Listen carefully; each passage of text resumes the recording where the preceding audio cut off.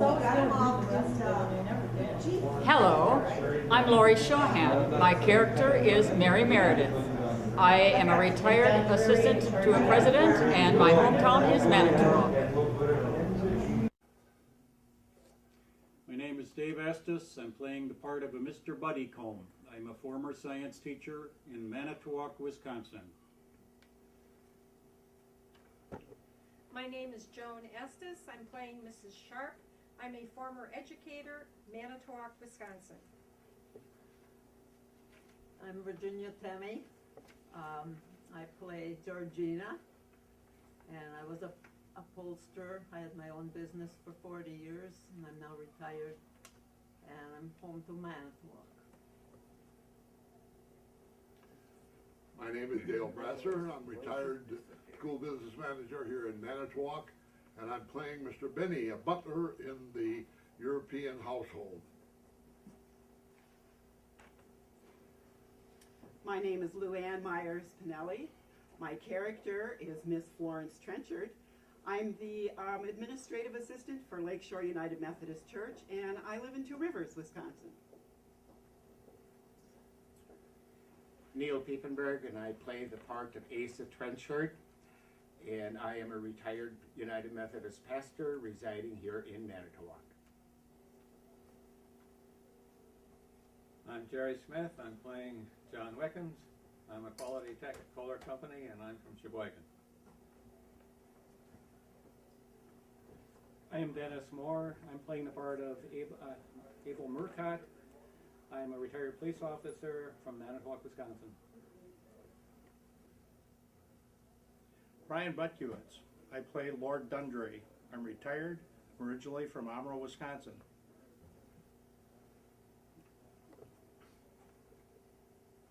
I'm Connie Hansen. I play Augusta in the play. I am a Civil War reenactor, and I live in Manitowoc.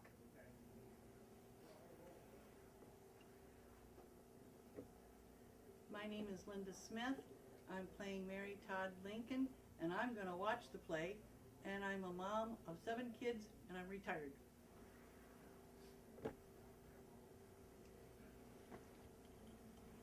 Hello, I'm Gerald Neuser. I'm Mr. Coyle in the play, and my occupation is a dairy farmer, and my hometown is Michigan, Wisconsin. Hi, I'm Marilyn Neuser. My character is Mrs. Skillet. I'm a dairy farm wife and from Michigan.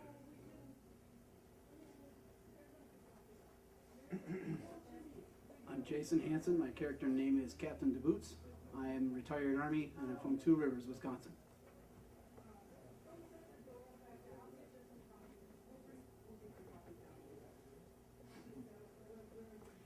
My name is Barb Koch, and I am Mrs. Mount Chessington in the play, and I'm a resident of Manitowoc.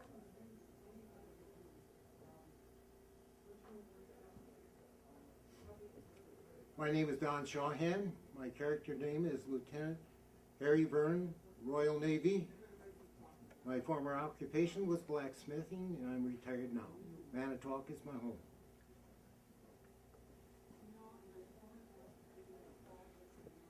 My name is Jeff Eiler. My character in the play is Sir Edward Trenchard. I live in Manitowoc. My name is Adam Archer. I play Abraham Lincoln. My occupation is a seminarian student, pastor in training, and my hometown is Olympia, Washington.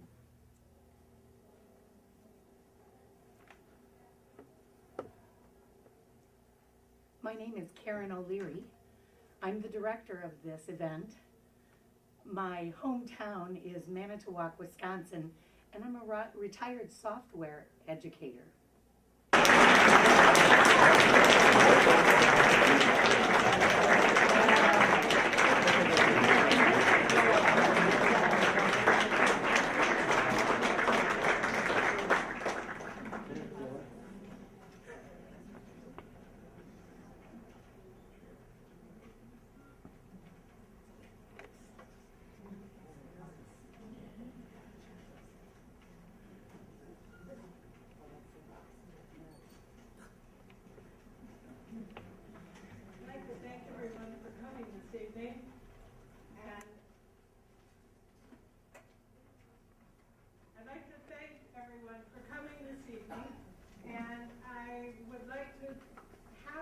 you that the part of Sir Edward tonight is going to be played by Jeff Heiler.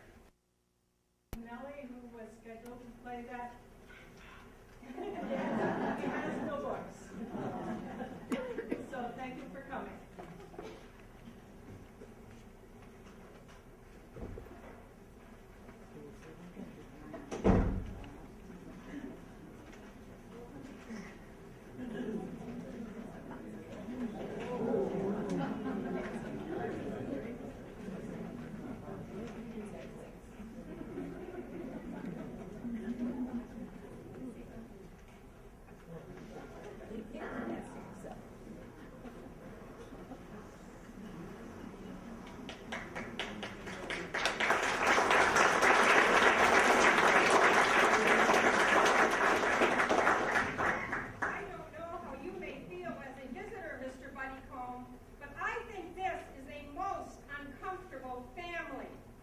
Very uncomfortable. I have no curtain to my bed. And no wine at the second table. And meaner servants I never see. I'm afraid Sir Edward is in a queer... For only this morning, Mr. Binney says he... Mind your own business instead of your betters. I'm disgusted with you lower servants. When the wine merchant presents his bills, you men hear me. Say he's been pressing for the last 6 months. Do you hear me? And that the last year's milliner's bills have not been paid. And that Miss Florence has not had no new dresses from London all winter. And I can solemnly swear that his lordship hair has been faithfully bound in this bosom. That'll do, that'll do. But to remember to hide or check idle curiosity is the first duty of men in livery. Ah, here are the letters. Ha! Bill, of course. Miss Augusta. Miss Mount Chessington. Lord Dundreary. Captain de Boots. Miss Georgina Mount Chessington. Lieutenant Vernon. Ah, that's from the Admiralty. What's this? Miss Florence Trenchard of Brattleboro, Vermont? Where's that, Mr. Binney? Why, that be here in the United States of North America, and a main good place for poor folk. John Wilkins, you forget yourself. Beg pardon, Mr. Binney. John Wiggins, leave the room. But I know where Vermont be, though. John Wiggins, get out. Dreadful fellow, that. Always impudent. Why, that's Sir Edward's hand, Mr. Binney. He must have been sporting. Yes, shooting the wild elephants and the buffaloes that abound there. The nasty beasts. Hello? Here comes Miss Florence, tearing across the lane like a 3-year-old colt. Oh, Gemini. Oh, I'm fairly out of breath. Good morning, Benny. The letter bag I saw at Cummings. Wickens had it. I thought I could catch him before I reached the house, so off I started, but I forgot the pond. It was in or over. I got over, but my hat got in. I wish you'd fish it out for me. You won't find that the pond is very deep. Me fish for that? Does she take me for a angler? Give me the letters. Oh, blessed budget that descends upon Trenchard Manor like rain on a duck pond. Tell Papa and all that the letters have come. You'll find them on the terrace. Yes, miss. And then go get my hat out of the pond. It's really not very deep. Me fish for that? I wonder if she takes me for a angler. Lieutenant Vernon, in Her Majesty's service. Admiralty, RN. Oh, that's an answer to Harry's application for a ship. Papa promised to use his influence for him. I hope he succeeded, but then he'll have to leave us. And who knows if he'll ever come back. What a foolish girl I am, when I know that his rise in the service will depend upon it. I do hope he'll get it, and if he must leave us, I'll I'll bid him goodbye as a lass who loves a sailor should. Papa dear, here are letters for you, and one for you, Mrs. Mount Jessington, one for you, Captain de Boots, and one for you, Harry. Ah, one for me, Florence? What will you give me for it? Then you have one. Yes, here it is, Harry. For a ship. Oh, mon ami, are you going to leave us? Good news or bad? No ship yet. This promises to be another year of landlubbery. Oh, I'm so sorry. I'm so glad he's not going away. But where's Dundreary? Has anybody seen Dundreary? Good morning, Miss Florence. Good morning, my Lord Dundreary. Who do you think has been here? What does the postman bring? Well, sometimes he brings a bag with a locker, sometimes newspapers, and sometimes letters, I suppose. There. Thank you. By Jove, old Sullivan has made a crop of it. What of it? I beg your pardon, an event I am deeply interested in, that's all. I beg your pardon. Oh, Florence, dear, here's a letter of yours. It got among mine. Why, Papa, it's from dear brother Ned. From my boy? Where is he? How is he? Read it. He writes from Brattleboro, Vermont. Quite well. Just came in from a shooting excursion with a party of crows. Splendid fellows, 6 feet high. Birds, 6 feet high? What tremendous animals they must be. Oh, I see what my brother means. A tribe of Indians called crows, not birds. Oh, I thought you meant those creatures with wigs on them. Wigs? I mean those things that move, breathe and walk. They look like animals with those things. Wings. Birds with wings, that's the idea. By the by, I have lately come quite haphazard upon the other branch of our family, which emigrated to America at the Restoration. They are now thriving in this state, and discovering our relationship, they received me most hospitably. I have cleared up the mysterious death of old Mark Trenchard. Of my uncle? It appears that when he quarreled with his daughter on her marriage with poor Meredith, he came here in search of this stray shoot of the family tree, found them, and died in their house, leaving Asa, one of the sons, heir to his personal property in England, which ought to belong to poor Mary Meredith. Asa is about to sail for the old country to take possession. I gave him directions to find you out, and he should arrive almost as soon as this letter. Receive him kindly for the sake of the kindness that he has shown me, and let him see some of our shooting. Your affectionate brother, Ned. An American branch of the family. Oh, how interesting. How delightfully romantic. I can imagine the wild young hunter and Apollo of the prairie. An Apollo of the prairie, yes, with a strong nasal twang and a decided taste for tobacco and cobblers. Florence, you forget that he is a Trenchard, and no two Trenchard would have a liking for cobblers or low people of that kind. Well, I hate him, whatever he is, coming here to rob poor cousin Mary of her grandmother's guineas. Florence, how often must I request you not speak of Mary Meredith as your cousin? Why, she is my cousin, is she not? Besides, she presides over her milk pail like a duchess playing dairymaid. Oh, Papa won't hear me speak of my poor cousin, and then I'm so fond of syllabubs. Dundreary, you know what syllabubs are? Oh, yeah, I know what syllabubs is. Yes, yes.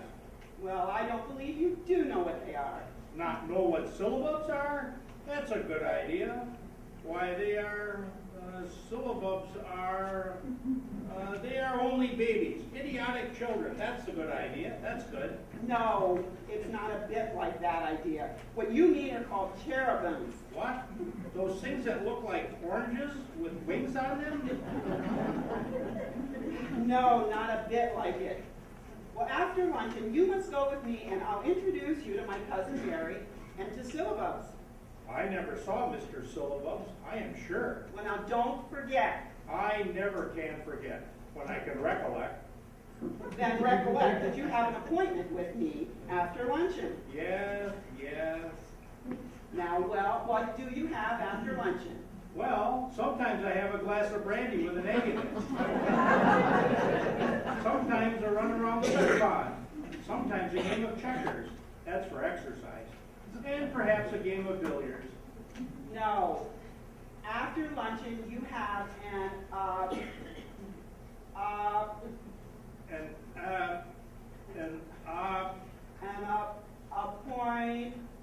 appointment. An ointment. That's the idea. That artful girl has designs upon Lord Dundreary. Augusta, dear, go and see how your poor dear sister is this morning. Yes, Mama. She is a great sufferer, my dear. Yes, but a lonely one. What sort of night had she? Oh, a very refreshing one, thanks to the draft you were kind enough to prescribe for her, Lord Dundreary. What? Lord Dundreary has been prescribing a draft for Georgina? Yeah, you see, I gave her a draft that cured the effect of the draft. And that draft was a draft that didn't pay the doctor's bill. Didn't that draft? Gracious. What a number of drafts. You almost have a game of drafts. What's the matter? That was the joke, that was. Where's the joke? No. Oh, she don't see it. Don't you see? A game of drafts. Pieces of round wood on square pieces of leather. That's the idea. I want to put your brains to the test. I want to ask you a whine. A whine? What's that? A whine is a widow, you know. A widow? Yeah, one of those things like, why is so-and-so or somebody like somebody else? Oh, I see. You mean a conundrum? Yeah, a drum. That's the idea. What is it? Gives a cold in the head, cures a cold, pays the doctor's bill, and makes the home guard look for substitutes. What is it? Gives a cold in the head, cures a cold, pays the doctor bill, and makes the home guard look for substitutes? Yeah, do you give up? Yes. Well, I'll tell you. A draft. Now I've got a better one than that. When is a dog's tail not a dog's tail? When is a dog's tail not a dog's tail? I give up. When it's a cart. What on earth has a cart got to do with a dog's tail? When it moves about, you know. A horse makes a cart move, so does a dog make his tail move. Oh, I see what you mean. When it's a wagon. Well, a wagon and a cart. That's the idea. It's the same thing. They are not the same thing. And in the case of your conundrum, there's a very great difference. Now I've got another. Why does the dog wag his tail? Upon my word, I never inquired. Because the tail can't waggle the dog. Is that your own, Dundreary? Now I've got another one. And this one is original. Oh, no, don't spoil the last one. Yeah, but this is extremely interesting. Do you think so, Lord Dundreary? Yeah. Miss Georgina likes me to tell her my jokes. By the by, talking about that lonely sufferer, isn't she an interesting invalid? They do say that's what's the matter with me. I'm an interesting invalid. Oh, that accounts for what I've heard so many young ladies say. Florence, dear, don't you think Lord Dundreary is extremely interesting? I never knew what they meant before. Yeah, the doctor recommends me to drink donkey's milk. What a clever man he must be. He knows we generally thrive best on our native food. I'm so weak, and that is so strong. Yes, I'm naturally very weak, and I want strengthening. Yes, I guess I'll try it. Oh, look at this lonely sufferer. There, repose yourself. Thank you, my lord. Everybody is so kind to me, and I am so delicate. Captain DeBoots, do help me unravel these wools. You have such an eye for color. An eye for color, especially green. What's the matter? Well, that was a joke, that was. Where was the joke? Especially. Florence, dear, I must leave you to represent me to my guest. These letters will give me a great deal of business today. Well, Papa, remember, I am your little clerk and a person of all work. No, this is private business. Money matters, my love, which women know nothing about, luckily for them. I expect Mr. Coyle today. Dear Papa, how I wish you would get another agent. Nonsense, Florence. Impossible. He knows my affairs. His father was agent for the late baronet. He's one of the family, almost. Papa, I have implicit faith in my own judgment of faces. Depend upon it, that man is not to be trusted. Florence, you are ridiculous. I could not get on a week without him. Curse him. I wish I could. Coyle is the most intelligent agent and the most faithful servant of the family. Mr. Coyle and agent with paper. Show him into the library. I will be with him presently. Remember the archery meeting, Papa. It's at 3. Yes, I'll remember. Pretty time for such levity when ruin stares me in the face. Florence, I leave you as my representative, now to prepare myself to meet my Shylock. Why will Papa not trust me? Oh, Harry, I wish you would find out what a lot of pluck and common sense there is in this featherhead of mine. Miss Florence, will you be kind enough to tell Miss Georgina all about that American relative of yours? Oh, my American cousin? Certainly. Let's have some fun. Well, he's about 17 feet high. Good gracious, 17 feet high. Oh, they're all 17 feet high in America, aren't they, Mr. Vernon? Yes, that's about an average height. And they have long black hair that reaches down to their heels. They have dark copper-colored skin, and they fight with, what do they fight with, Mr. Vernon? Tomahawks and scalping knives. Yes, and you'd better take care of Miss Georgina, or he'll take his tomahawk and scalping knife and scalp you immediately. Ah! Here, somebody get something and throw over her. A pail of water. No, not that. She's pale enough already. Georgina, don't be afraid. Dunbury's by your side. He will protect you. Oh, don't be frightened, Georgina. He will never harm you while Dundreary is about. Why, he could get 3 scalps out of his whiskers. Ah! Don't scream. I won't lose my whiskers. I know what I'll do for my own safety. I will take this handkerchief and tie the roof of my head on. Oh, goodbye, Dundreary. I'll never see you again in all your glory. Don't cry, Miss Florence. I'm ready for Mr. Tommy Hawk. If you please, miss, here's the gent what says he's expected. Well, what's his name? Where's his card? He didn't tell me his name, miss.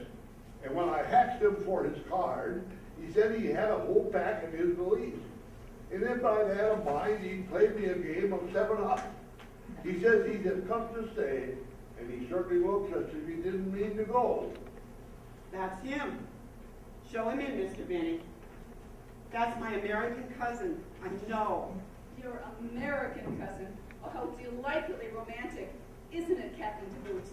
I can imagine that wild young hunter with that 3-step and the magic mane, the hunter of the forest. Consign your picture. Didn't I tell you I was expected? You are as obstinate as Deacon Stump's forelock. That wouldn't lie down, you couldn't stand up, wouldn't fight forward, couldn't go backward. Where's the squire? Do you mean Sir Edward Trenchard, sir? Yes. Well, he's not present, but I am his daughter. Well, I guess that'll fit about as well as if you tell this darned old shote to take me to my room. What does he mean by shote? He means me, Mum. But what he wants... Hurry up, old horse. He calls me a horse, miss. I suppose I shall be an ox next, or perhaps a hog. Well, darn me. If you ain't the consarnedest old shote I ever did see since I was baptized Asa Trenchard. Then it is our American cousin. Glad to see you. My brother told us to expect you. Well, yes, I guess you do belong to my family.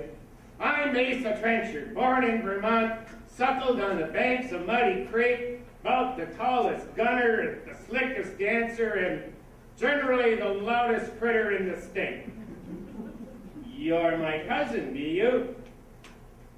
Well, I ain't got no objections to kiss you, as one cousin ought to kiss another. Sir, how dare you? Are you one of the family? Because if you ain't, you got no right to interfere. And if you be, you needn't be alarmed. I ain't gonna kiss you. Here's your young man's letter. In the old country, Mr. Trenchard, cousins content themselves with hands, but our hearts are in them. You are welcome. Here is mine. That'll do about as well. I won't kiss you if you don't want me to, but if you did, I wouldn't stop on account of that sailor man. Oh, now you needn't get your back up. What an all-fired chap you are. Now, if you'll have me shown to my room, I should like to fix up a bit and put on a clean booth. Why, what on earth is the matter with you all? I only spoke because you're so all-fired go-to-meeting-like. Show Mr. Trenchard to the red room, Mr. Binney. That is, if you are done with it, Dundreary. Yes, Miss Florence. The room and I have got through with each other. Yeah. Concentrated essence of that booze? What on earth is that? He's mad. Yes, Miss Florence. I'm done with that room. The rooks crowed so that they racked my brain. You don't mean to say that you've got any brains? No, sir. Such a thing never entered my head. The Red Indians want to scalp me. The red room then, Mr. Binney. Hold on. Well, darn me. But you keep your health in all-fired good order here. This old shoat is bad enough to kill. Mind how you go upstairs, old hoss, or you'll bust your biter. Now he thinks Benny's an Injun and has got a boiler. Oh, what fun. Old Mark Trenchard died very rich, did he not, Florence? Very rich, I believe. He's not at all romantic, is he, Mama? My dear, I have no doubt he has solid good qualities, and I don't want you to laugh at him like Florence Trenchard. No, Mama, I won't. But what are we to do with him? What's the matter? I've got an idea. Oh, let's hear Dundreary's idea. It's so seldom I get an idea that when I do get one, it startles me. Let us get a pickle bottle. Pickle bottle? Yeah, one of those things with glass sides. Oh, you mean a glass case? Yeah, a glass case. That's the idea. And let us put this Mr. Tommy Hawk in it and have him on exhibition. That's the idea. Oh, that's your idea, is it? Well, stranger, I don't know what they're going to do with me, but whatever they do put me, I hope it will be out of reach of a jackass. I'm a real hoss, I am, and I get kind of riley around those critters. Now he thinks he's a horse. I've heard of a great jackass, and I dreamt of a jackass, but I don't believe there is any such insect. Well, cousin, I hope you've made yourself comfortable. Well, no, I can't say as I did. You see, there are so many all-fired fixins in my room, I couldn't find anything I wanted. Well, what was it that you couldn't find in your room? There was no soft soap. Soft soap. Soft soap. Soft soap? Soft soap? Soft soap? Soft soap? Soft soap? Yes, soft soap. I reckon you know what that is. However, I struck a pump in the kitchen, slicked my hair down a bit, gave my boots a lick of grease, and now I feel quite handsome. But I'm everlastingly dry. Well, you'll find ale, wine, and luncheon on the side table. Well, I don't know as if I got any appetite. You see, coming along on the cars, I worried down a half-dozen ham sandwiches, 8 or 10 boiled eggs, 2 or 3 pumpkin pies, and a string of cold sausages, and well, I I guess I can hold off till dinner time. Did that illustrious exile eat all that? I wonder where he put it. I'm as dry as a sap tree in August. Luncheon. Well, I don't want to speak out too plain, but this is an awful mean setup for a big house like this. Why, what's wrong, sir? Why, there's no much. Nary slapjack. Why does he want Mary to slap Jack? No pork and beans. Pork's been here, but he's left. And where on earth's the clam chowder? Where is clam chowder? He's never here when he's wanted. Here's your health, old hoss. You call that a drink? See here, cousin, you seem to be the liveliest critter here, so just hurry up the fixings. And I'll show this benighted aristocratic society what real liquor is. So hurry up the fixings. All fixings. What do you mean by fixing? Why, brandy, rum, gin, and whiskey. We'll make them all useful. Oh, I'll hurry up the fixins. What fun. Oh, I thought he meant the gas fixins. Say you, Mr. Puffy, you run out and get me a bunch of nibs and a bundle of straws. Hurry up, old hoss. Say, Mr. Sailorman, just help me down with this table. Oh, don't you get riley. You and I ran against each other when I came in, but we'll be friends yet. Here, cousin, are the fixins. That's your sort.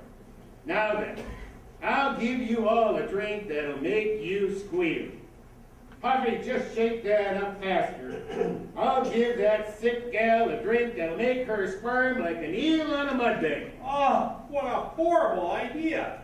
Oh, don't mind him. That's only an American joke. A joke? You call that a joke? To make a sick girl squirm like a mud bank on an eel skin? Yes, I'll give you a drink that'll make your whiskers return under your chin, which is their natural location. Now, ladies and gentlemen, what do you have?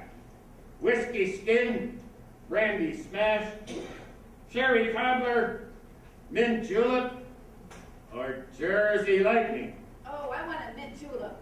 Give me a gin cocktail. I'll take a sherry cobbler. Brandy smash for me. Give me a whiskey skin. I'll take a lemonade. Give me a Jersey lightning. Give him a Jersey lightning, warranted to kill at 40 rounds.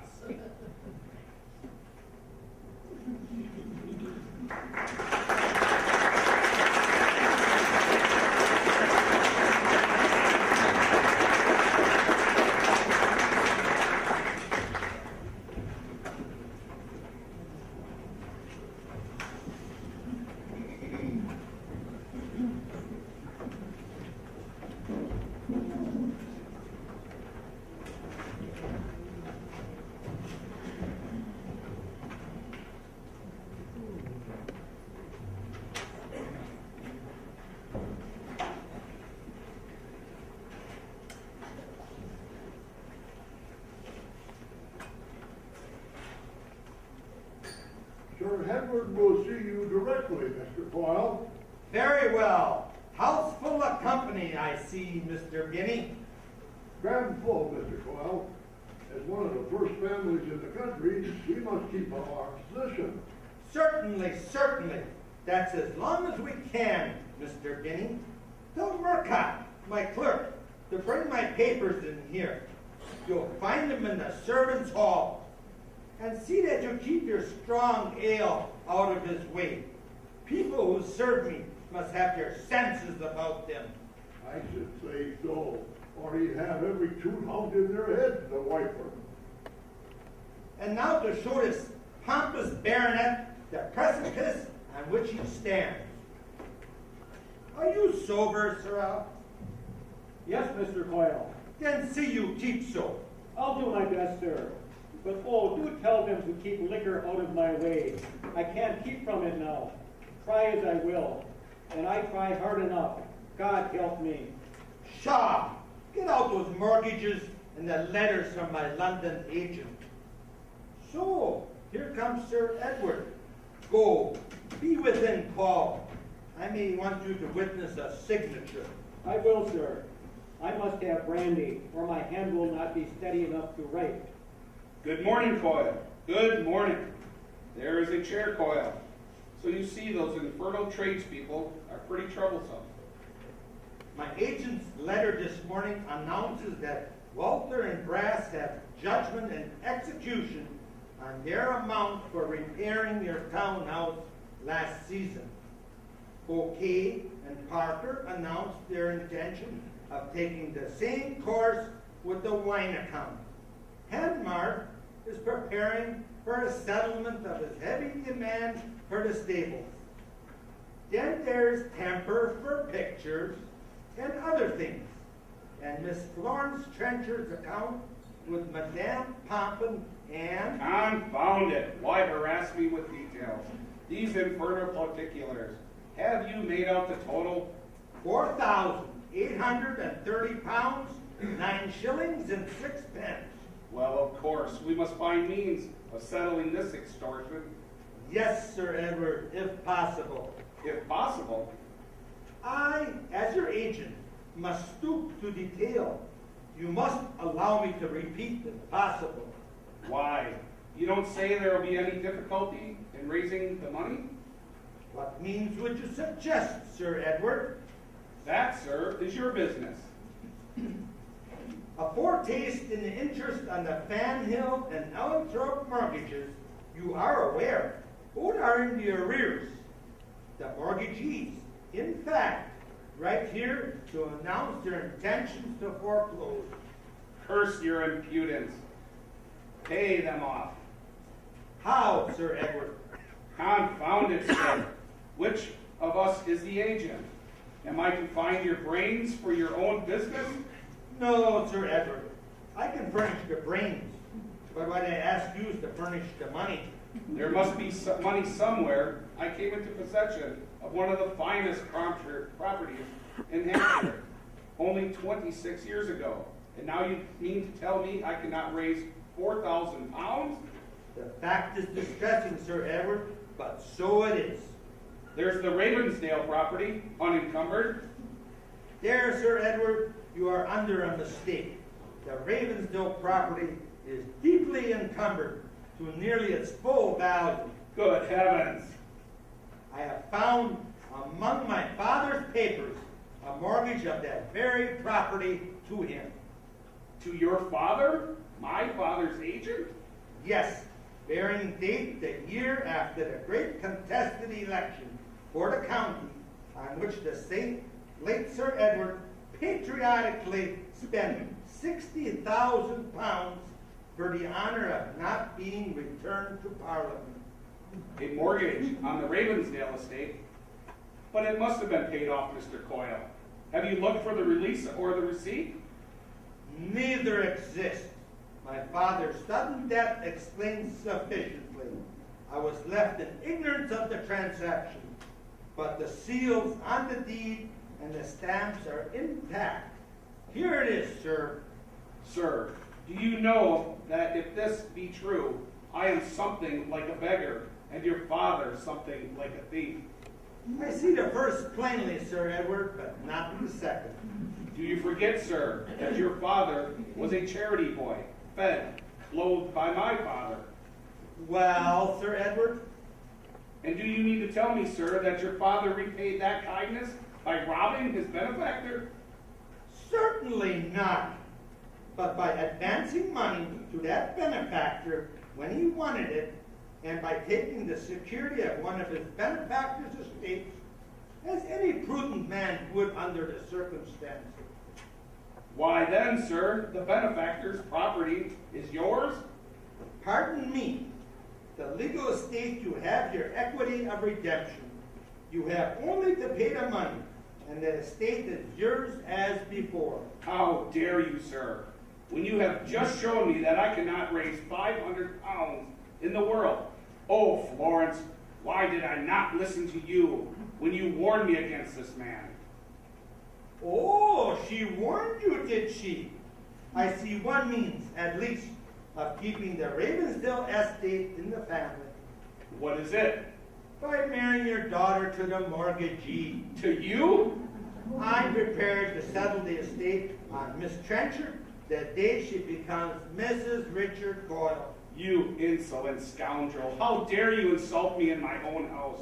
Sir, leave it. Sir, or I will have you kicked out by my servants. I'll never take an angry man at his word, Sir Edward.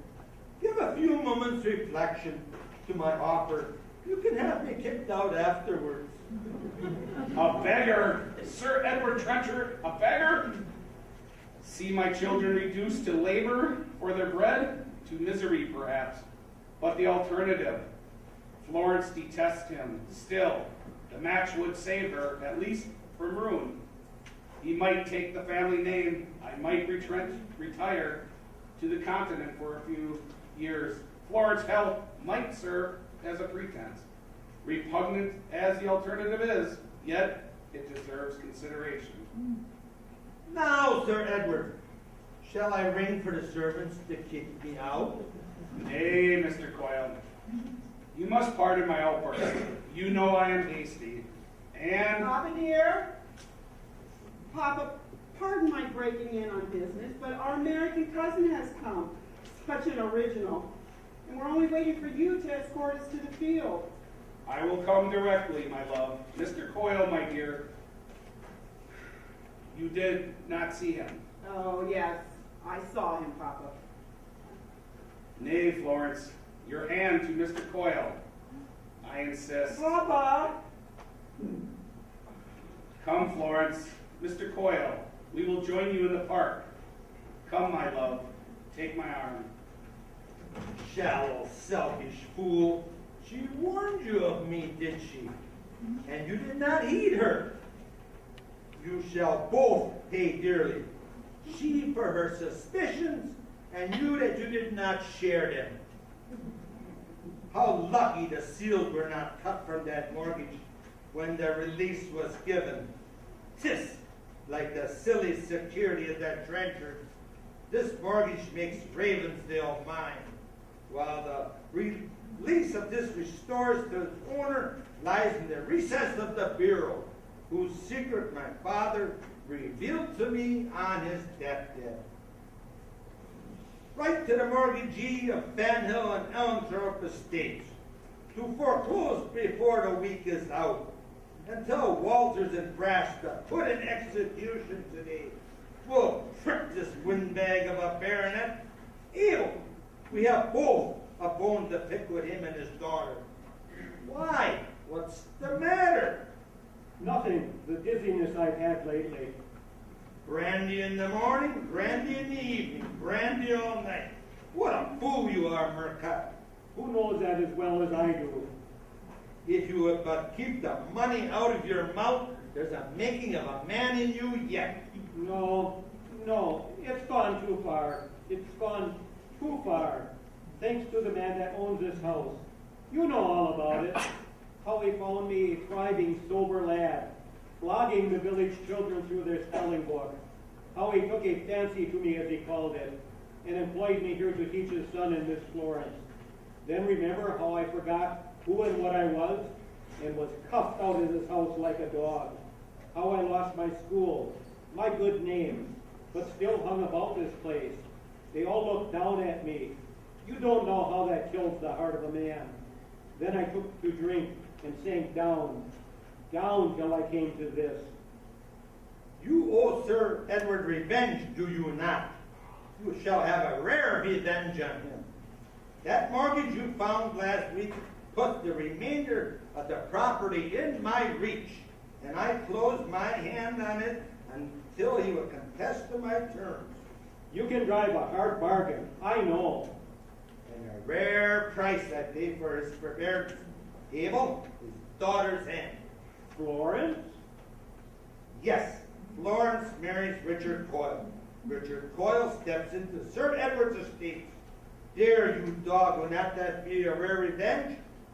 So follow me with those papers, and now turn to the lady of mine that will topple over the pride of the Trenchards. Florence? Florence Pritchard? My Florence? My Florence, his wife?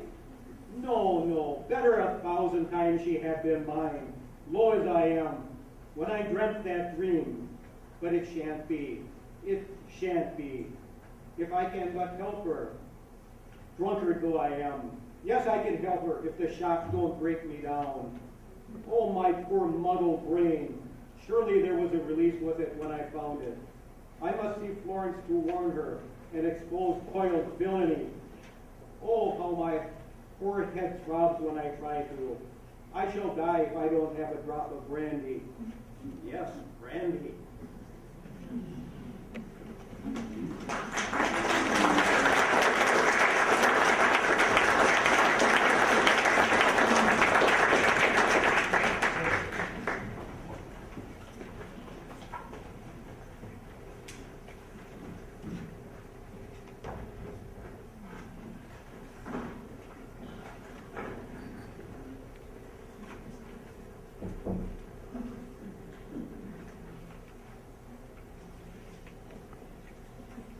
Well, I guess I began to feel kind of comfortable here in this place. If it wasn't for this tarnal fat critter. He don't seem to have any work to do, but swells out his big bosom like an old turkey cock in laying time. I do wonder what he's here for. Do they think I mean to expostulate with the spoons? Let that sweat, that's my plunder. Will you have the kindness to give me your keys, if you please, sir? What do you want with my keys? To put your things away in the wardrobe, sir. Well, if I calculate with my 2 shirts, 3 bosoms, 4 collars, and 2 pairs of socks were to get into that everlasting big bunk, they would think themselves so all-fired small, I should never be able to crawl into them again. Will you take a bath before you dress? Take a bath? A bath. I suppose you mean a bath. Well, man, I calculate I ain't going to expose myself to the shakes by getting into cold water in this cruel, cold climate of yours. So make tracks. Make what? Vamoose. Them, make them what? Abscatulate. Skedaddle. Skedaddle? Oh, get out. Oh, if you are going to dress, you'll want some assistance. Assistance? What? To get out of my unmentionables and into them again? Well, suppose I do. What then? Just ring the bell. I'll attend you. All right. Come along. Hold on.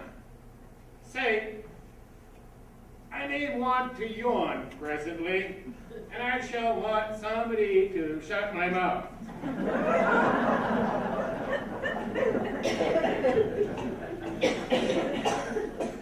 Well, now I'm alone. I can look about me and indulge the inquiring spirit of an American citizen. What an everlasting lot of things and fixings there is, to be sure. Here's a place to hold my plunder beautifully. Hello, what's this? Something good to drink? Ooh, smells awful bad. Golden fluid. One application turns the hair a beautiful brown. Several applications will turn the hair a lustrous black. Well, if they keep on it, it may turn a pea green. I reckon this has been left here by some fella who's ashamed of the natural color of his top knot. Come in. Mr. Buddycoat, sir. My lord's own man. Roll him in. Turkey cock number 2. What is it? My Lord Dundreary's compliments to you. And have you seen a small bottle in the toilet table drawer? Suppose I have. What then? Well, my Lord wants it particularly. Was it a small bottle? A small bottle. Bottle small. Blue label? Label blue. Red sealing wax on the top? Red sealing wax. Wax red. Nice little bottle? Little bottle nice. Well, I ain't seen it. My lord sets a value on it. Guess it must be worth something. I'm sorry to have troubled you, sir. What is it? It's my lord's hair dye. The last bottle. And his hair turns red tomorrow. Horrible. What a awful situation, to be sure.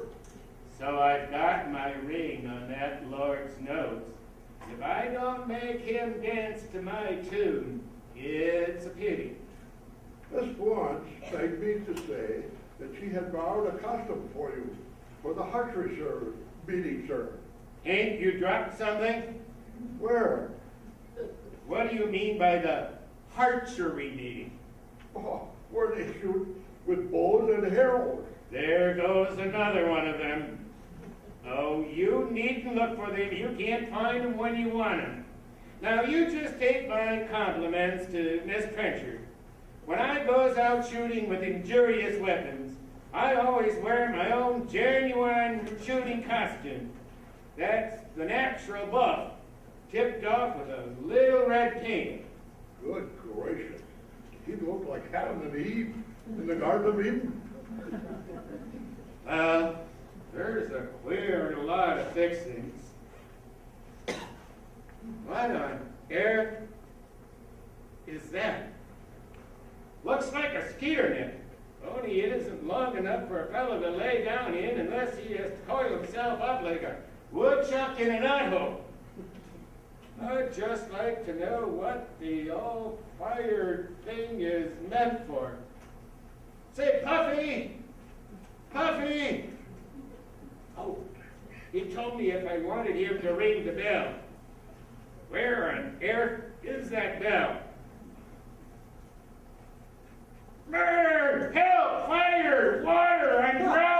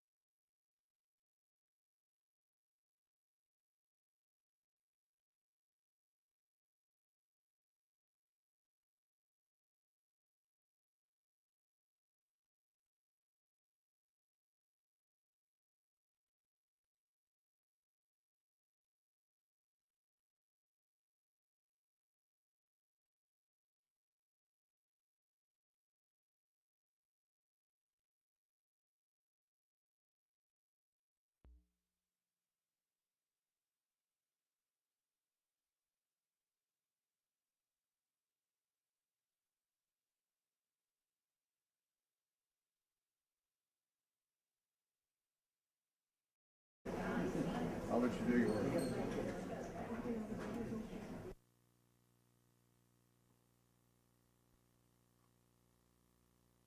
By any means want you to give up the boots. His expectations are excellent, but pray be attentive to this American savage, as I rather think he will prove the better match of the two, if what I hear of Mark Trencher's property be correct.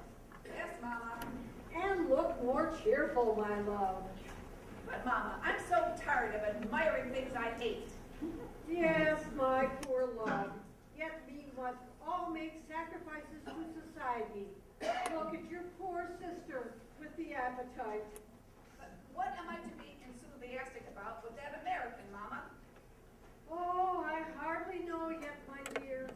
We must study him. I think if you read up and slick a little, it might be useful. And just dip into Bancroft's history of the United States, or some of Russell's letters. You should know something of George Washington, of whom the Americans are justly proud. Here he comes, Mama. What a ridiculous figure he looks in that dress. Hush, my dear. Oh, Mr. Trenchard, why did you not bring me one of those lovely Indian dresses of your boundless prairie? Yes, one of those dresses in which you hunt the buffalo. Yes, in which you hunt the buffalo. In which I hunt the buffalo. Buffaloes down in Vermont? Well, you see, them dresses are principally the natural skin, tipped off with paint. And the Indians object to parting with them. The first buffalo I see about here, I shall hunt up for you. Oh, you Americans are so clever and so acute. Yes, so cute. Yes, we're cute. We are. No soft solder when we seize it. Mama, I do believe he's laughing at us. Oh, no, my dear, you are mistaken. Oh, I perceive they are appearing for the archery practice. I suppose we shall see you on the grounds, Mr. Trenchard. Yes, I'll be there like 1,000 to brick. 1,000 to brick. My dear, that is doubtless some elegant American expression. Au revoir, Mr. Trenchard. Which? Au revoir. No, thank you. Don't take any before dinner. No use their talking Dutch to me. Well, I've never seen an old gal stand fire like that. She's a real old bison bull. I feel all tired out riding in those gears. I'd like to have a snooze if I could find a place to lay down. Oh, this might do. No, you don't. One shower bath a day is enough for me. No, I guess this will be all right. I shall be just as snug in here as in a pew at meeting, or a private box at the theater. Hello, somebody's coming.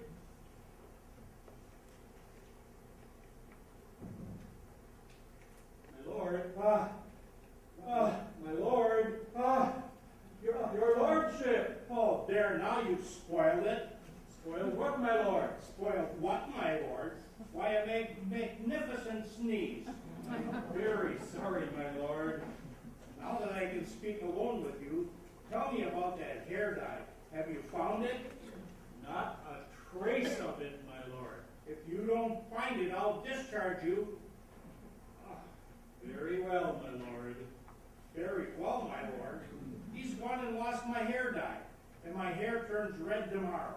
And when I ask him to find it for me or I'll discharge him, he says, very well, my lord. He's positively idiotic, he is. Ah, here comes Miss Georgina, that gorgeous creature, that lovely sufferer. What's the price? Hair dye? Hello? He's coming again with that sick girl. Will you try and strengthen your limbs with a gentle walk in the garden? No, thank you, my lord. I am so delicate. Oh, my lord, it is so painful to walk languidly through life, to be unable at times to bear the perfumes of one's favorite flowers. Even those violets you sent me yesterday, I was compelled to have them removed from my room. The perfume was too strong for me. I'm so delicate. Yes, Miss Georgina, but they're very strengthening flowers, you know. Yes, my lord, I know. You are always right. Do you know I'm getting to be very robust? Would I could share that fault with you, but I am so delicate. If you were robust, I should not love you as I do. It would deprive you of that charm which enchains me to your lovely side, which... Oh, my lord, I'm going to faint. And I'm going to sneeze. You faint while I sneeze. Do you know what a sneeze is? No, my lord. She never sneezed. I'll tell you what a sneeze is. Imagine a very large spider. Oh, where, my lord? No, I don't mean a real spider, only an imaginary one. A large spider getting up your nose. And then all of a sudden, much to his disgust, he discovers he has put his foot in it and he can't get it out again. That must be very distressing. For the spider, yes. And not very pleasant for the nose. Oh, my lord. Do take me to Mama. No, you lovely sufferer. Let's walk a little more. I can't, my lord. I'm so delicate. Well then, exercise. Imitate that little hop of mine. It isn't a run. It's a... What is it? No, it isn't a what is it. Well, let me suppose I get you an oyster. Oh, then suppose I get you an oyster. No, my lord. I'm too delicate. How would you like the left wing of a canary bird? No, my lord. It's too strong for me. Let me ask you a riddle. Why does a duck go underwater? For divers reasons. Now, I'll give you another. Why does a duck come out of the water? For sun-dry reasons. No, you see, you live on suction. You're like that bird with a long bill they call doctor. No, that's not it. I thought it was a doctor because it has a long bill. I mean a snipe. Yes, you're a lovely snipe. There goes a load of wooden nutmegs if I ever saw them. Hello, here comes somebody else. One who still remembers what he ought long since to have forgotten wishes to speak with Miss Trenchard. Florence scratched out. On matters of life and death near the oral in the West Gallery. Written upon a dirty sheet of paper in a hardly legible hand, what does this mean? It opens like one of Mrs. Radcliffe's romances. Well, here I am now for my correspondence.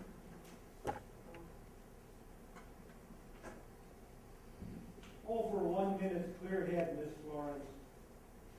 I presume you are the writer of this? Yes, I am. You addressed me as an old acquaintance, but I do not recognize you. So much the better. So much the better. I hate mystery, sir, but you see, I have come to Rendezvous. I must know to whom I am speaking. As frank as ever, I am Abel Murcott. You? Do not be ashamed. I have not the strength to injure you if I had the evil. In this shabby, broken-down drunkard, you need not fear the madman who years ago forgot who and what he was in his passion. The gulf that lies between your station and his own. I am harmless except to myself. Speak on, sir. I hear you. I need not tell you by what steps I come to this. You don't know. Maybe you never knew. What a maddening thing passion is when it turns against itself. After being expelled from my tutorship in this house, I lost my employment, self-respect, hope. I sought to drown recollection and draw courage from drink. I only embittered remembrances and destroyed the little courage I had left. That I have bread to eat, I owe to Mr. Coyle. He employed me as his clerk. You know he has been with your father this morning. I have come to tell you my errand. Are you as brave as you were when I knew? I fear nothing. I come to tell you of your father's ruin, his utter ruin. My father's ruin? What? His estates are mortgaged, his creditors clamorous. The bailiff will be at Trenchard Manor today, disguised as your own servant. This much Mr. Hoyle has conceded to your father's respect for appearance.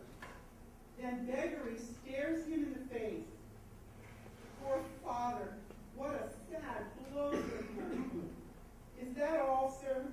No, the worst remains. Go on, sir. Hoyle knows your father's weakness, and as a means of escape from ruin to the verge of what she has brought him, he has this day proposed for your hand. Mine? On consideration of settling on you the Ravensdale estate. And my father, how did he listen to such insolence? You know as well as I do how he would hear such a proposal. At first a torrent of rage, then the strong ebb of selfishness set in, and he consented to listen to the terms, to view them as something to be considered, to consider them. Good heavens! Can this be true? No, I will not believe it of my father, and from such lips. You have full right to think this and say it, but mark your father and Coyle today. You will then see if I speak truth or not. Forgive my distrust, Mr. Murcott. I am past taking offense or feeling scorn. I have carried more than can be heaped upon me. But I did not come only to give you warning of your danger. Can you avert it? Well, stranger, that's just the question I was going to ask. You here, sir, and listening. Well, it wasn't on purpose. I went in there to take a snooze. I heard you talking, and I thought it wouldn't be polite of me not to listen to what you had to say. I'm a rough sort of customer, and don't know much about the ways of great folks. But I've got a cool head and a stout arm and a willing heart, and I think I can help you, just as one cousin ought to help another. Well, I do think you're honest. Shall I go on? Yes, we'll trust him. Go on. I found the Ravensdale mortgage while rummaging in an old deed box of Coyle's father. There was a folded paper in the deed. I took both to Coyle unopened, like the drunken fool that I was. My belief is strong that the paper was the release of the mortgage, that the money had been paid off, and the release executed without the seal having been cut from the original mortgage. I have known such things happen. Have you now? Well, if a Yankee lawyer had done such a thing, he would have Judge Lynch after him in no time. If you can but find the release, we may unmask this diabolical fiend and save you. But surely a villain of Coyle's civility would have destroyed the paper, the very keystone of his fraud. I fear so. Do you now? Well, you're wrong. You're both wrong. I guess you ain't either of you done much ciphering human nature. The keystone of their fraud is just the point your mighty cute rascals always leave unsecured. Come along with me, stranger, and we'll just work up the sum a little. 2 heads are better than 1. Yours is a little muddled, but mine's pretty clear. And if I don't circumvent that old serpent Cole, well, say I'm a scout, that's all. And that's the meanest kind of an animal. I owe you much, Mr. Murcott. More than I can ever repay. No. If you did but know the hope of seeing you has roused all the manhood that drink and misery has left me. God bless you, Miss Florence.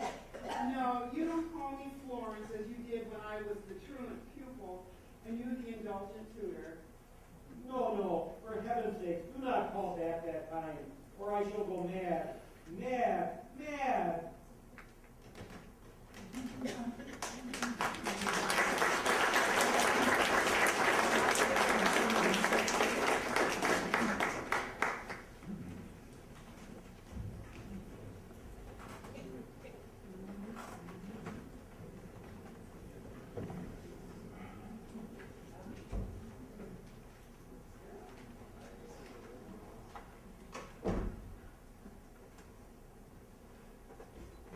There they go.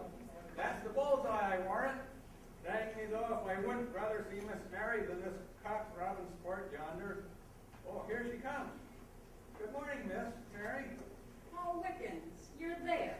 How kind of you to help me with the milk pails today, when all the lads and lasses had given themselves a holiday to see the shooting. Ah, Miss Mary, you ought to be among them, with a green hat, feather, if all had their rights. Nay, ladies without a farthing in the world ought to put aside their ladyships and make it themselves. Besides, I'm proud of my dairy here. Just help me with this troublesome fellow. Here, steady, don't shake it. The crib is falling so beautifully. There. Now, Miss Mary, what can I do for you? Well, let me see. Well, really, I do believe Wickens. I've nothing to do but abuse myself. Dang it, Miss, that's a pity, because I can't help you with that, you see. Oh, well, yes, bring me dear old Welsh nurse's spinning wheel, by the side of which I've stood so often, a round-eyed baby, wondering at its whirring wheel. There, that will do famously. I can catch the full scent of the jasmines. Anything more, Miss Mary? No, thank you, Mr. Wickens. Good morning, Miss Mary. Good morning, Wickens. Is there anything else I can get for you, Miss Mary? Nothing, thank you. Dang me if I wouldn't like to stop all day and watch her pretty figure and run errands for her. Poor Wickens is not the only one who thinks I'm a very ill-used young body. Now, I don't think so. Grandfather was rich, but he must have had a bad heart, or he never could have cast off my poor mom. Had he adopted me, I should never have been so happy as I am now. Uncle is kind to me in his pompous, patronizing way, and dear Florence loves me like a sister. And I am so happy. I am my own mistress here, and not anybody's humble servant. And I sometimes find myself singing as a birdsuit because, well, I just can't help it. Come along, cousin, come along. I want to introduce you to my little cousin. I brought you a visitor, Miss Mary Meredith, Mr. Asa Trenchard, our American cousin. That will do for the present. This young gentleman has carried off the prize by 3 successive shots of the bullseye. I congratulate you, sir, and I'm happy to see you. Thank you, miss. That will do for a beginning. And so that's Mark Trenchard's grandchild. Why have you left the archery, Florence? Because after Mr. Asa's display, I felt no humor for shooting, and I have some very grave business with my cousin here. You? Grave business? Why, I thought you never had any graver business than being very pretty, and very amiable, and very ready to be amused. Well, miss, I guess the first comes natural around these diggins. Well, you're very polite, sir. This is my domain, and I'm happy to show it to you. That is, if you understand anything about a dairy. Yeah, by the way, do you understand anything about dairies in America? Well, I guess I do know something about cow juice. Why, if it ain't all as bright and clean as a fresh washed shirt just off the clover, and is this all your doings, miss? Yes, sir. I milk the cows, set up the milk, superintend the churning, and I make the cheese. Well, darn me, if you ain't the first real downright useful gal I've seen on this side of the pond. What's that, sir? You want to make me jealous? Oh, no, you needn't get your back up. You are the right sort, too, but you must own your small potatoes, and a few in a hill compared to a gal like that. I'm what? Small potatoes. Will you be kind enough to translate that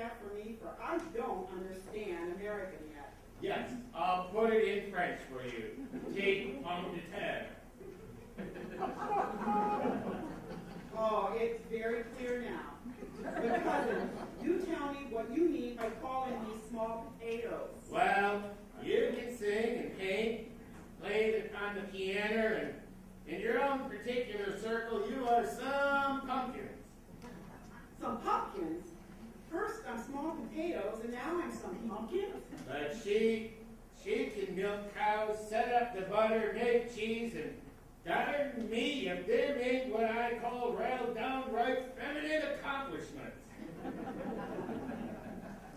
I do believe you are right, cousin. So, Mary, do allow me to congratulate you upon not being small potatoes. Well, I must look to my dairy, or all last week's milk will be spoiled. Goodbye, Florence dear. Goodbye, Mr. Trenchard. Good morning, sir. Good morning, miss. I'll call again. Well, cousin, what do you think of her? Ain't she a regular snorter? A what? Well, perhaps I should make myself more intelligible. If I said a squealer, and to think I'm keeping that everlasting angel of the gale out of her fortune all along of this bit of paper here. What is that? Old Mark Trenchard's will. Don't show it to me. I don't want to look at it. The fortune should have come to Mary. She's the only relation in the direct line. Say, cousin, you've not told her that darn property was left to me, have you? Do you think that I had the heart to tell her of her misfortune? Well, darn me. You did show your good sense at any rate. Well, what are you doing? Showing your good sense? Oh, you go along. Say, cousin, I've got you on a string now, as I heard you say this morning. Well, what do you have? Didn't I see you casting sheep eyes at that sailor man this morning? I reckon I've got you on a string now. Say, has he got that chip yet? No, he hasn't. Though I've used all my powers of persuasion with Lord Dundreary, and his father has so much influence with the Admiralty. Well, didn't he drop like a smoke possum? There you go, more American. No, he said he was very sorry, but he couldn't. Oh, he did he? Well, I guess he'll do his best all the same. I shall be missed at the archery grounds. Will you take me back? Like a streak of lightning. That's not the way. Of course not. But, well, where are you going now? I was just going around. I say, cousin, don't you think you could find your own way back? Why? What do you want to do? Well, I just wanted to see how they make cheese in this darn country. They call that man a savage. Well, I only wish we had a few more such savages in England. This way, lovely sufferer. Oh, here's Dundreary. There. Repulse yourself. Thank you, my lord. You are so kind to me, and I am so delicate. Yes, you look delicate, dear.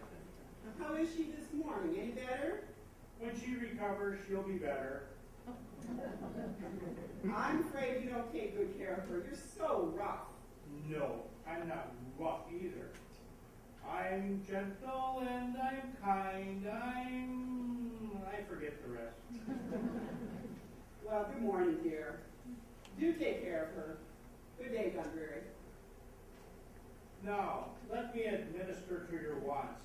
How would you like a roast chestnut? No, my lord. I'm too delicate. Well then, a peanut. There is a great deal of nourishment in peanuts. No, thank you. Then what can I do for you? If you please, ask the dairymaid to let me have a seat in the dairy. I am afraid that there's a draft here. Oh, you want to get out of the draft, do you? Well, you're not the only one that wants to escape the draft. Is that the dairy on top of that stick? No, my lord, that's a pigeon house. What do they keep in pigeon houses? Oh, pigeons, to be sure. They couldn't keep donkeys up there, could they? That's the dairy, I suppose. Yes, my lord. What do they keep in dairy? Eggs,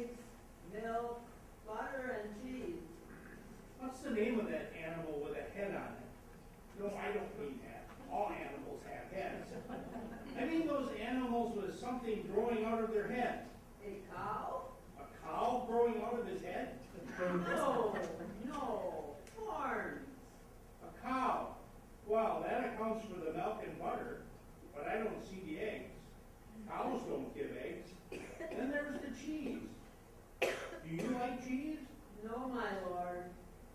Does your brother like cheese? I have no brother. I'm so delicate. She's so delicate. She hasn't got a brother. Well, if you had a brother, do you think he'd like cheese? I don't know. Please take me to the dairy. Well, I will see if I can get you a broiled sardine. Oh, I'm so glad he's gone. I am so dreadful hungry. I should like a plate of corned beef and cabbage, eggs and bacon, or a slice of cold ham and pickles. Thank you, thank you. Here he comes. Oh, I'm so delicate.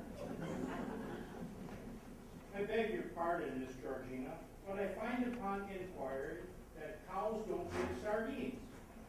But I've arranged it with the dairy maid so you can have a seat by the window that overlooks the cow house and the pigsty and all the pretty things. I'm afraid I'm very troublesome.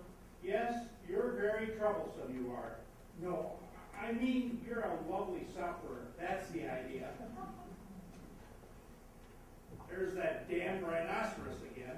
There goes that benighted aristocrat and that little toad of a sick gal. There he's assembling her in a chair, covering her all over with shawls. Ah, it's a caution how these women do fix our flint for us. Here he comes. How are you, Hair Dye?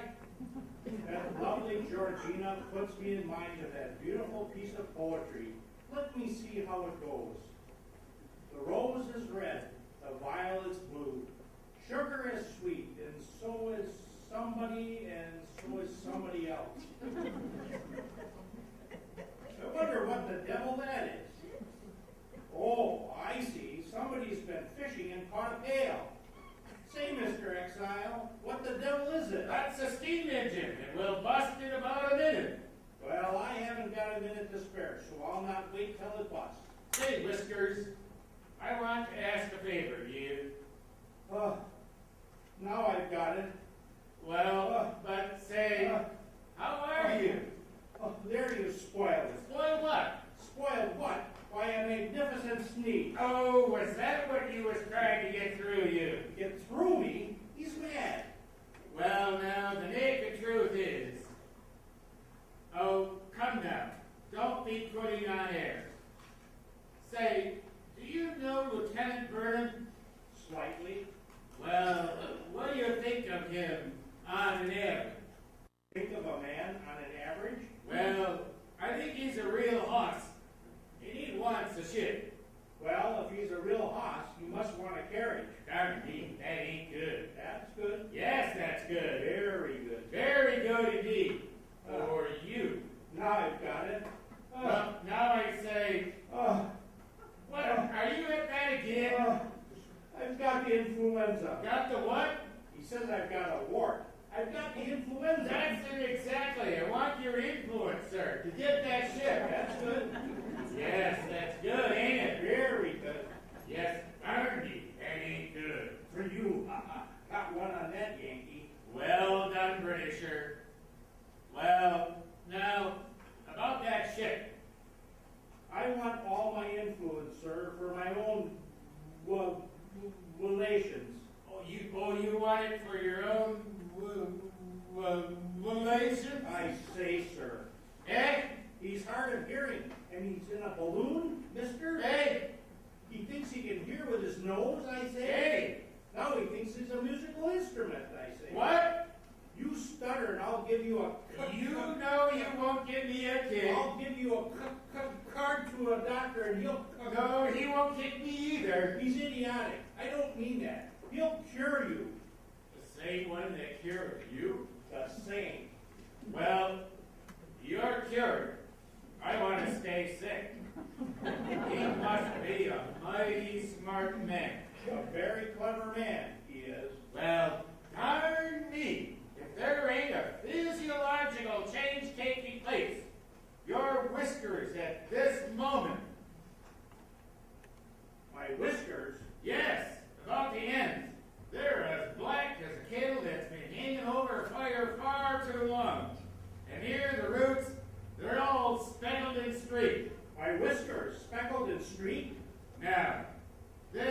here's a wonderful invention.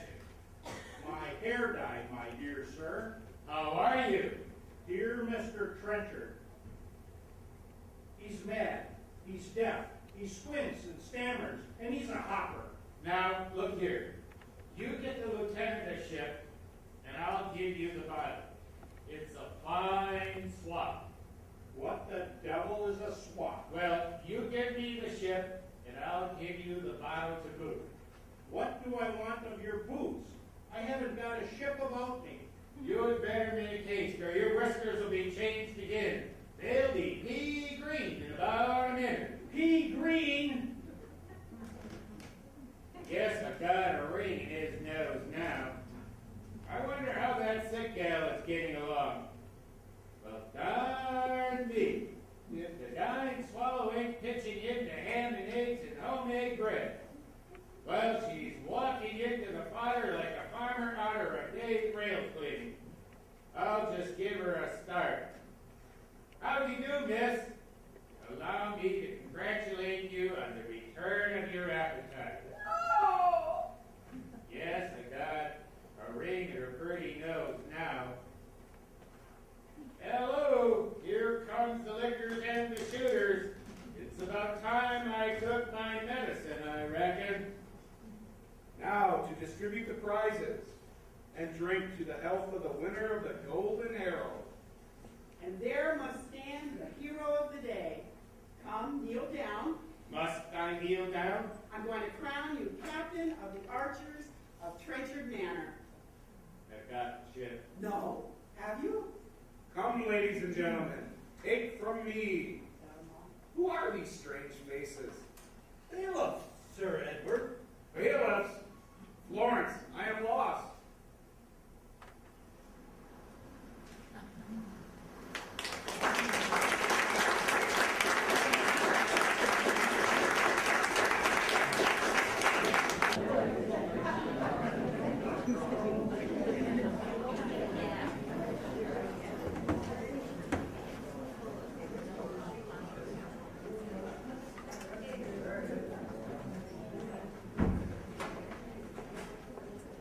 Miss Mary, I wish you'd leave all those everlasting things you're fixing and come and take a hand to chat along with me.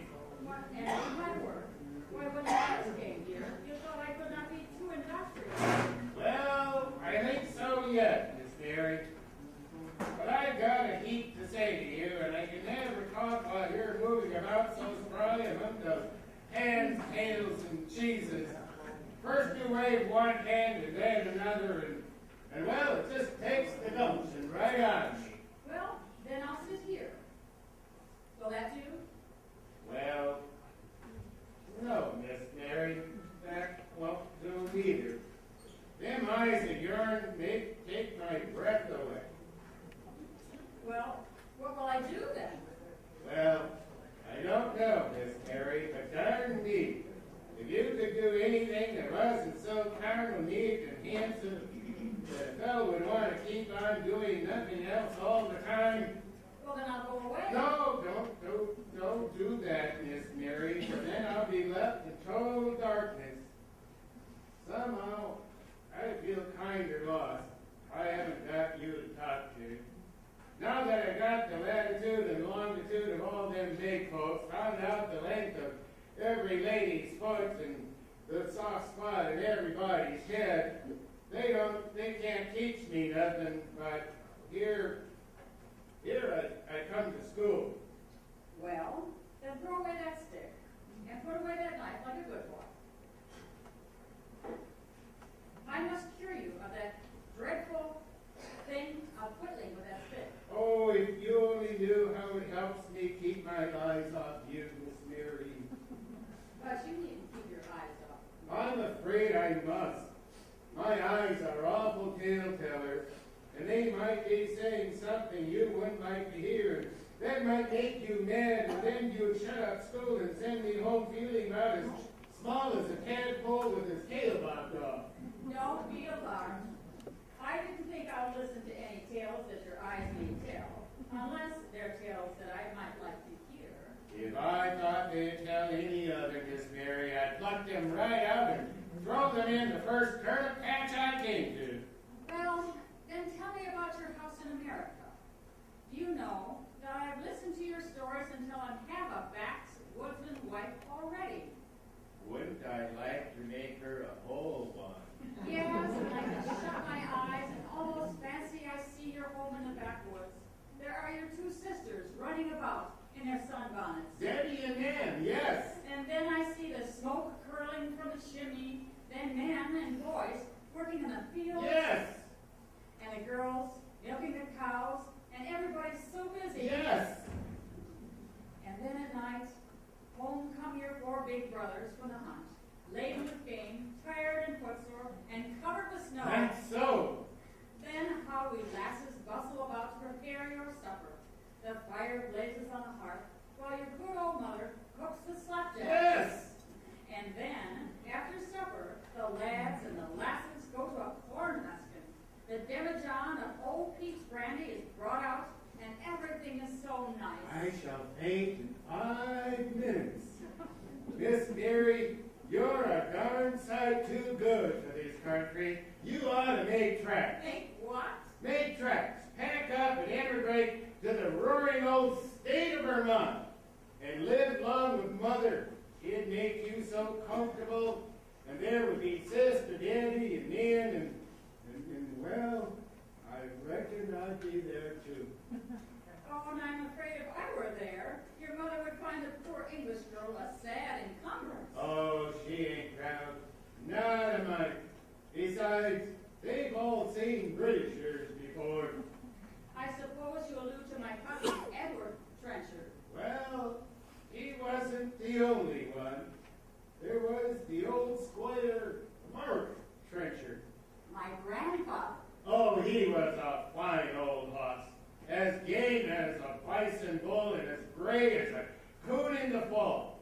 You see, he was kind of mad with his folks here, so he came over to America to look after the original branch of the family. That's our branch. We're older than the Trenchards on this side of the water. Yes, we've got the start of the heat. Tell me then, Mr. Trenchard, did he ever receive any letters from his daughter? Oh, yes. Lots of them. But the old cuss never read them, though. He chucked them in the fire as soon as he made out who they were from. My poor mother. You see, as now as we could reckon it up, she had got married again his will, and that made him mad. And well, he was a queer kind of rusty, fusty old coon, and it appeared that he got older and rustier and fustier and coonier every fall. And you see, it always took him in the fall. It was too much for him. He got took down with the ague. He was so bad, the doctors gave him up, and Mother, she went for a minister, and while she was gone, the old man called me in his room.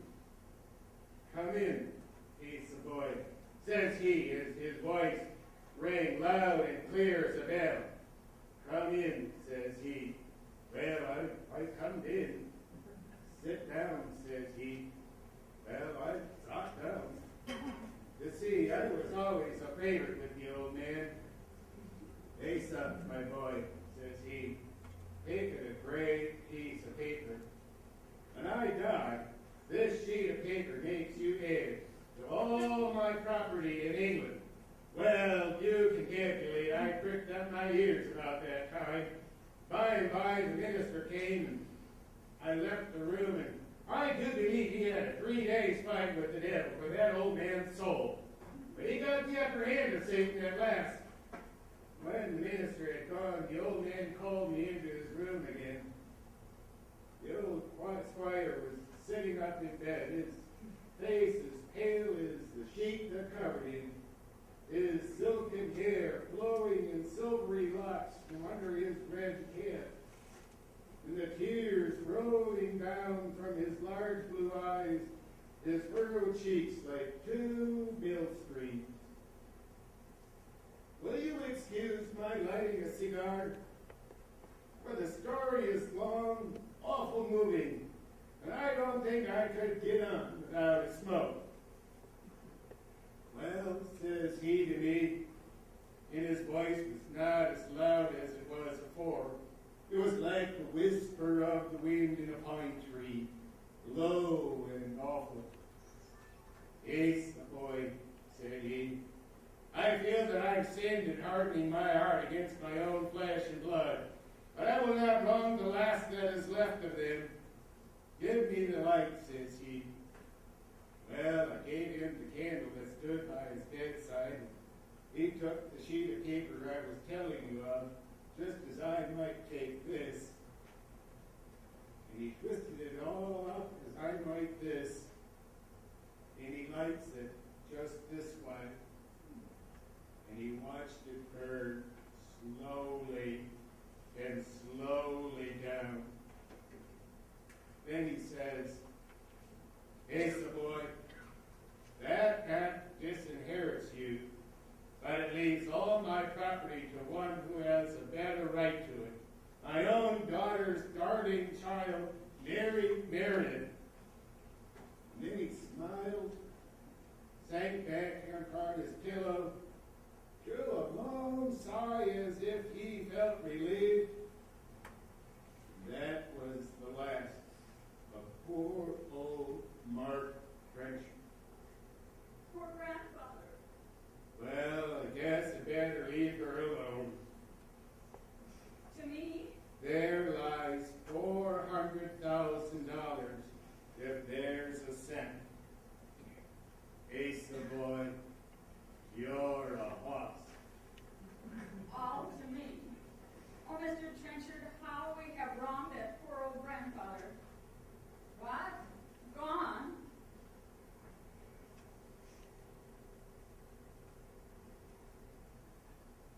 He felt, after such tidings, he felt I should be left alone.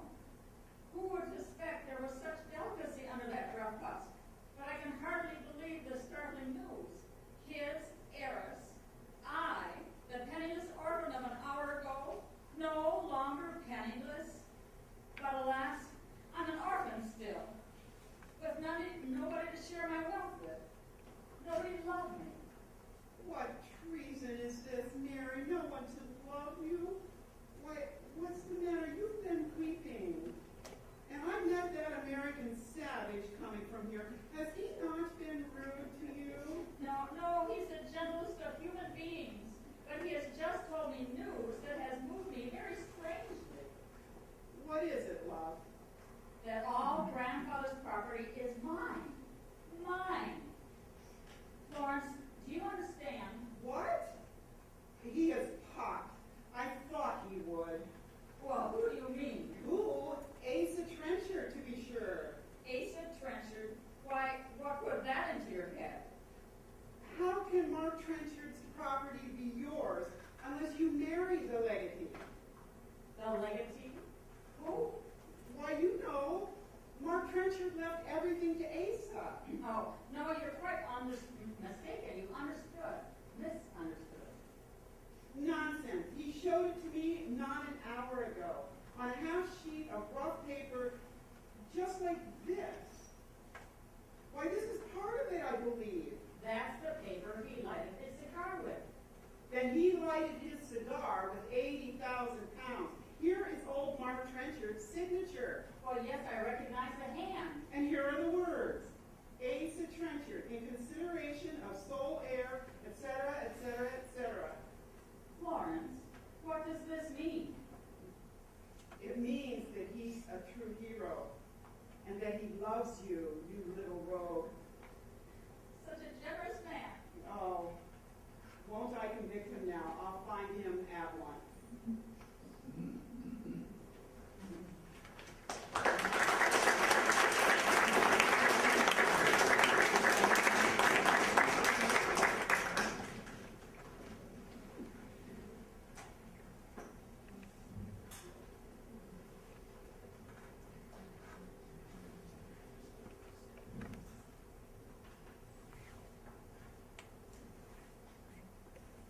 Yes, my child.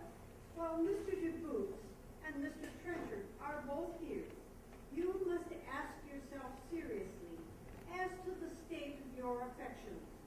Remember, your happiness for life will depend upon the choice you make. What would you advise, Mama? You know I am always advised by you. Dear obedient child, De Boots has excellent expectations, but then they are only expectations after all. This American is rich, and on the whole, I think a well-regulated affection ought to incline to Asa Trenchard. Very well, Mama. At the same time, you must be cautious, or in grasping at Asa Trenchard's solid good qualities, you may miss them, and De Boots' expectations into the bargain. Oh, I will take care not to give up my hold on De Boots till I'm quite sure of that American. That's my own girl. Ah, Mr. Trenchard, we were just talking of your archery powers. Well, I guess shooting with bows and arrows is just about like most things in life. All you got to do is keep the sun out of your eyes, look straight, pull strong, calculate the distance, and you're sure to hit the mark in most things, as well as shooting. But not in England, Mr. Trenchard. There are disinterested hearts that only ask an opportunity of showing how they despise that gold that others set such store by. Well, I suppose there are, Miss Dusty. All I crave is affection. Do you now? I wish I could make sure of that, for I've been cruelly disappointed in that particular. But we are old friends, Mr. Trenchard, and you needn't be afraid of us. Oh, I ain't afraid of you, both of you together. People sometimes look a great way off for that which is near at hand. You don't mean Miss Gusta. Now, don't look at me that way. I can't stand it. If you do, I'll bust.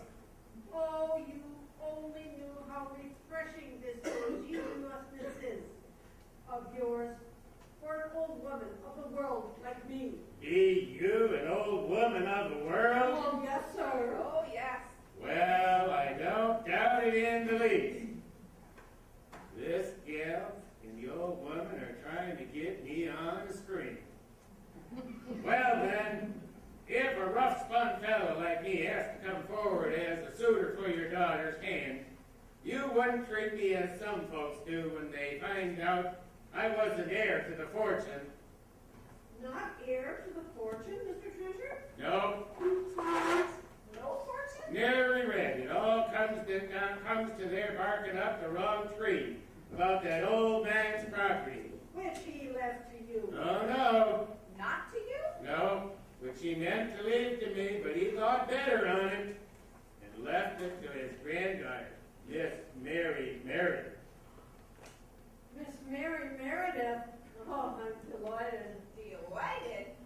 Yes, you both look tickled to death. Now, some gals and mothers would go away from a fellow when they found that out. But you don't value fortune, Miss Dusty. My love, you had better go. You crave affection. You do. Now, I've no fortune, but I'm filling over with affections, which I'm ready to pour out all over you like applesauce over roast pork. Mr. Trenchard, will you please recollect you are addressing my daughter and in my presence? Yes, I'm offering her my heart and hand just as she wants them, with nothing in them. Augusta, to your room. Yes, Mama. The nasty beast.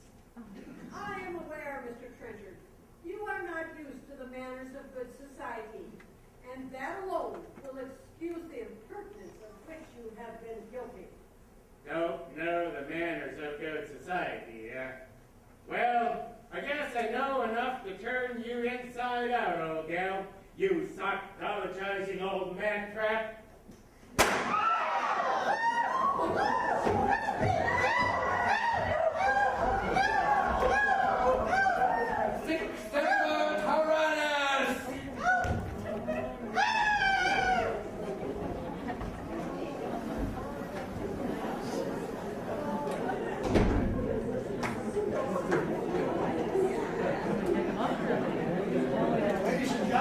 Ladies and seats and try to remain calm. The president has been shot. We need to move him across the street to the Petersons where he can be attended to. Thank you.